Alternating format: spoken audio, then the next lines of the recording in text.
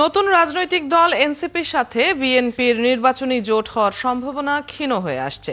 দলের সর্বোচ্চ নীতি নির্ধারণী কমিটিও এনসিপিকে নির্বাচনী জোটে নেয়ার পক্ষে নয়।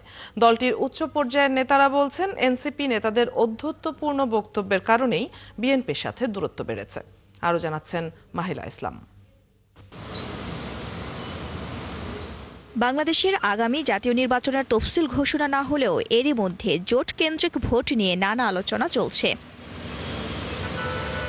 বিশেষ করে বিএনপির সাথে গণঅভ্যুত্থানের নেতৃত্ব দেওয়া ছাত্রদের দল জাতীয় নাগরিক পার্টির নির্বাচনী জোট বা আসন সমঝোতা হচ্ছে কিনা এ নিয়ে আগ্রহ রয়েছে রাজনৈতিক দলসহ সাধারণ মানুষের।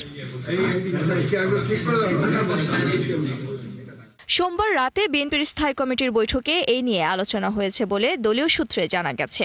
বৈঠকে কমিটির সব সদস্যই এনসিপির সাথে জোট না করার পক্ষে মত দেন। এ নিয়ে জানতে চাইলে বিএনপি নেতা সালাউদ্দিন আহমদ এনসিপির সাথে নির্বাচনী জোট হওয়ার সম্ভাবনা অনেকটাই নাকচ করে দেন। না, এনসিপির সাথে আমাদের রাজনৈতিক যোগাযোগ আছে অন্যান্য রাজনৈতিক দলের সাথে যেভাবে থাকি, এটাই গণতান্ত্রিক চর্চা। তবে এনসিপি আমাদের সাথে রাজনৈতিক জোটে আসবে কিনা নির্বাচন উপলক্ষে সেই আলাপও তারা করেনি, বা আমরাও তাদেরকে সেরকম কোনো প্রস্তাব দেইনি এখনো। দলের ভাবমূর্তি ক্ষুণ্ণ হতে পারে এমন কোনো দলের সাথে জোট করার ক্ষেত্রে বিএনপি সতর্ক থাকবে বলেও জানান আরেক জ্যেষ্ঠ নেতা আমির খসরু মাহমুদ চৌধুরী।